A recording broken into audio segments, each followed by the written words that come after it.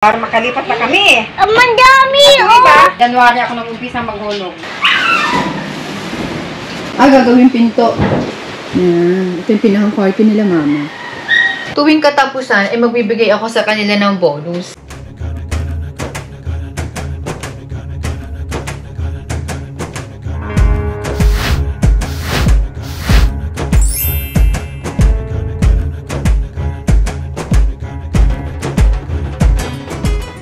Okay, so good morning, chillers! Ang tagal kong walang vlog. And today is November 1, 2023. At birthday po ng Itay ngayon. So, maraming ganap, chillers. Wala po akong vlog dahil may mga short vlogs po ako na ginawa sa aking FB page. So, sa mga hindi pa po sa akin nakafollow, si Lakshin Cheers Vlogs po, ayan po yung name ng aking FB page. Papanood nyo po doon yung mga short vlogs po na ginagawa ko. Nung isang araw, alis 3 days na yan, di ba? I-insert ko na lang po dito sa vlog ko na to, yung mga ganap na yon na kung saan may nirescue po akong aso. Sobrang awang-awa po ako dahil husky po siya at napakabait niya sobra. So ito po yung mga clip na yon.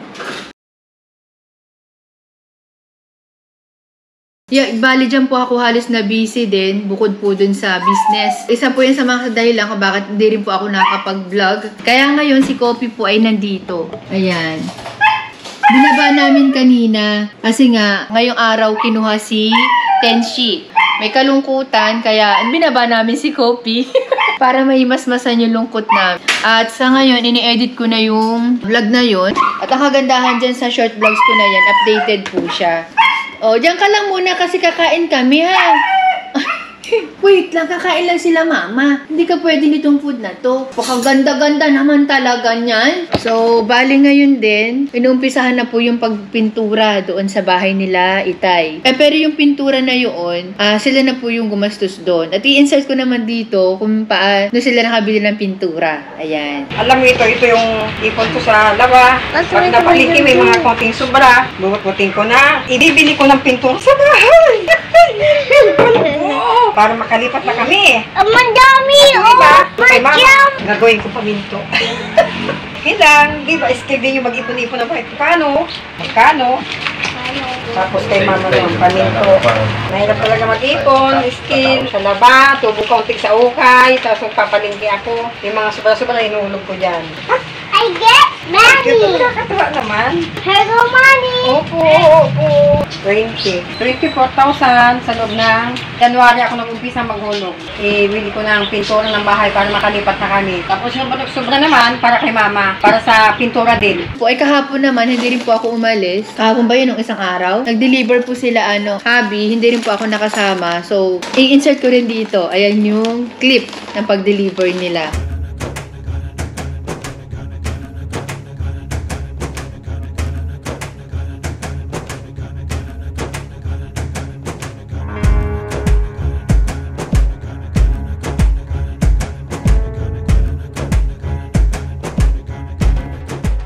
Yan, para-paraan na lang talaga. Tapos mamaya, pupunta tayo sa likod.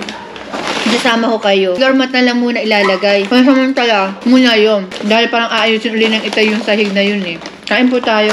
Bali, halos 2 oras lang po yung tulog ko. Kaya, nagpa-order na lang muna ako ng food sa McDo para makakain. Matutulog po ako habang nag-i-edit. Ibig ko po sabihin, gagawin ko siyang pampaantok yung edit. Pagka inabot ako ng antok, tutulog ko na. Grabe, from Indang Cavite to Quezon City, nakarating yung aso.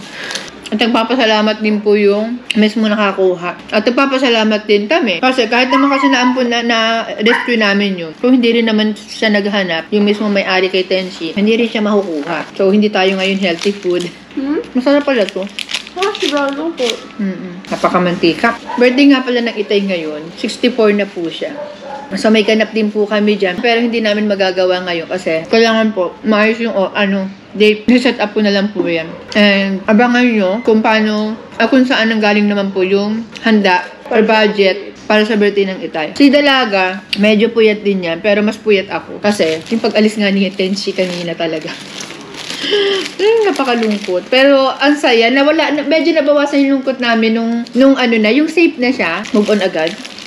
Grabe to, oh. Taas ang calories nito. Tanggalin yung pinapay. Ang toxical na to. Shoutout po pala sa mga nag-comment na bawal ang bawang sa aso. Dog lover po ako, pero ang pagkakaalam ko po, sibuyas ang bawang. Sibuyas ang bawang. Sibuyas ang bawal. Bawang din po pala. Sorry naman po. Pero ano naman, konti lang naman yung nilagay ko dun. Pagkagisa nun, tinanggal din namin. Magkaroon lang ng lasa.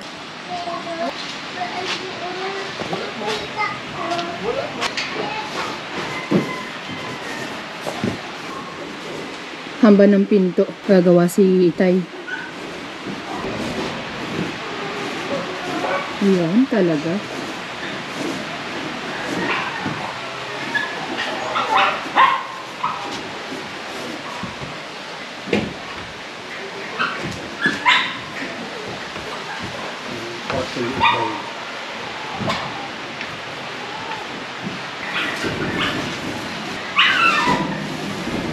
Hindi nyo na pala nilagyan ng ano? Yung tape. Kita ang ano niya, dugtong. Dapat yung may tape yan eh.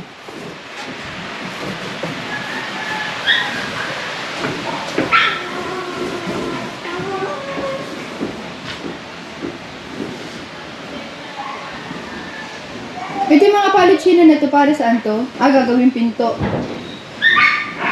Yan yung mga isa sa nagpapamaga ng paa ng Itay eh. Kapag pinipilit niya magtrabaho.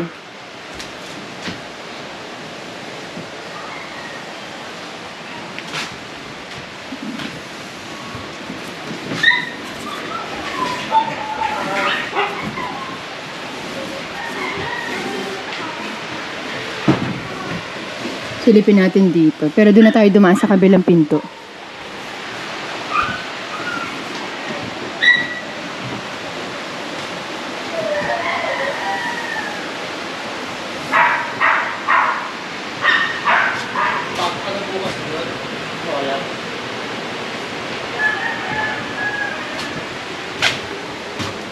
Yan. Ito yung pinaka-kwarto nila, mama.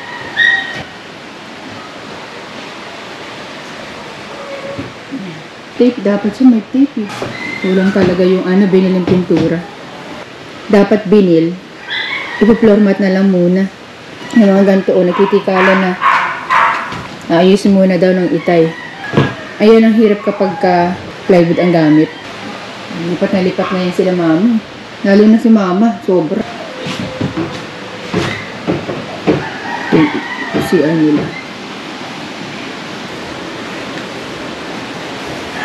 Ay, parang bet ko ganito lang.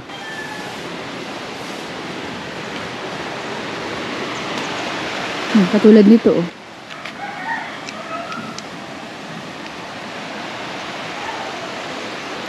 So, ito yung mga plywood na pinabili pa namin nung nakaraan. Hindi pa siya nailalagay.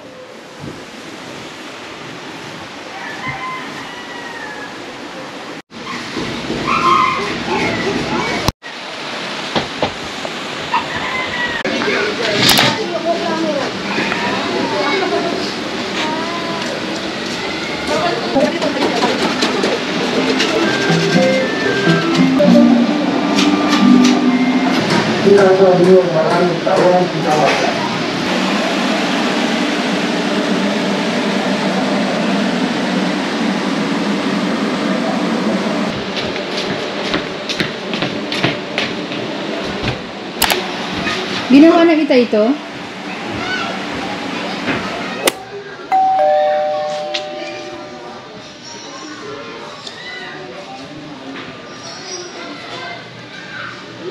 Ayan, so yung chillers, pasensya na kayo nakaayos pa ako kasi nag-shoot ako kanina. Kaya medyo naka-mukha pa tayo. Itong set na to, ano po ito, binang headboard po ito, pero meron po pong i-attach dito na naka-upholstery. So abangan nyo po yan. Next week na po ito. Ayan. Yung mga part-part na ganyan. Ganda! Ayan. So ang partner po nito ay ito. Ayan. Ito po, red lawaan po yung wood niyan. Ito naman po, palo china. So, yan lang naman po yung mga update. Hindi na ako masyado nagdadakdak doon sa gawaan. Hindi ko na in-explain kasi marami naman po akong video niyan sa mga gusto pong umorder. Lahat po pinapakita ko ano po yung mga materials na ginagamit po namin. Ayan, hanapin nyo lang po sa mga video ko po. Napakarami niyan. Grabe, nagugulit ako dun sa mga views sa pag-rescue ko kay Tenshi. Napakadami, 100k na. Hindi lang 100k, halos mag-million views na. Nakakatuwa lang po. Alam niyo yon yung mga pagkikare ko sa mga aso at pusa, eto na, bumabalik na sa akin. Alam niyo, ako, mahilig ako sa aso ha, pero never ako expect na, ay, gagawin ko to kasi may balik to. Minsan naisip ko yun na, kasi alam ko naman talaga may balik eh. Pero hindi ko siya yung dinadamdam na, ay, gagawin ko to na gagawin to kasi may balik to, may balik to. Hindi ganun eh. Okay, kung may balik. Kasi talaga mahilig ako eh. Ayun na naman, gusto ko na naman nga silang kunin dyan sa likod. Gusto ko na naman patulugin dito. Ito kaya sila patulugin ngayong gabi. Kasi kagabi, dito sila natulog sa amin, sa loob. So, bali po, ngayon, bababa ulit ako kasi nangako ako sa mga boys at sa lahat po ng manggagawa na tuwing katapusan, magbibigay ako sa kanila ng bonus. Ayan, hanggang January po yan. Kasi nga, po, bakbakan talaga yung paggagawa, nag-OT-OT sila, at kinausap ko sila na kaya ako nagbibigay ng bonus para paano mas galingan pa nila at mas mahaba sana yung oras ng paggagawa. Pero hindi ko masasabi kung hanggang February o March, depende. Pero ang napag-usapan namin, nag-meeting kami, hanggang January po. Sa mga manggagawa po kasi, hindi pare-parehas yung mga, skill nila. So, doon tayo sa mga master, magbibigay po ako ng 2,000 pesos monthly, kada katapusan. And the rest naman po, itigo 1,000 pesos. So, kagaya ng mananahi, mga naglalapat, umabot po ng nasa 20,000 pesos yung bibitawan ko para sa kanila. Iba yung mga orders ngayon talaga. Hanggat maaari po yung order sa amin ng by December, ma-deliver po namin ng November, yung iba. Ayun. Dahil hindi po talaga lahat ma-deliver ng December sa sobrang dami po. Yun. Lalaki po kasi ng mga set. Tapos ngayon po,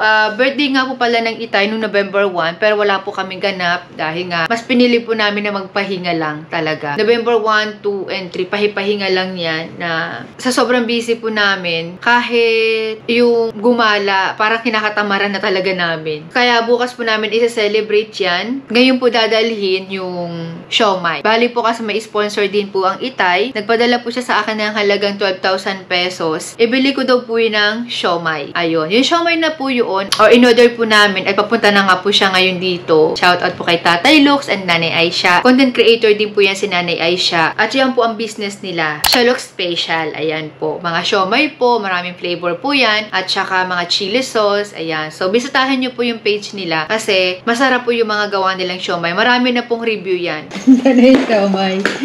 Napakarami. Purple yarn. Naglagay kami kila Paul. Naglagay rin kami kila Mama. Kailangan daw kasi naka-freezer. Safe na safe talaga. Nakalagay pa dyan si chilaxing, wonton, chilaxing, dumplings. Yan, maraming flavor sila eh. So, makikita nyo po yan bukas. Yan po yung handa namin. Ang request ni Ate Ann. At saka yan, yung nakikita nyo dyan sa taas. Mababawasan na po yan bukas. Pipicturean ko na lang. Kasi gusto ko may kapalit. Nalulungkot ako pag nawala na sila dyan. Shoutout kay Tatay Luke. Hindi ka na siya pumunta. Ayun o. Tinake out ka pa naman namin ng dahil hindi ka dumating. Lalapangin ko to. See you on my next vlog. Thank you for watching. Bye. Good night, everyone.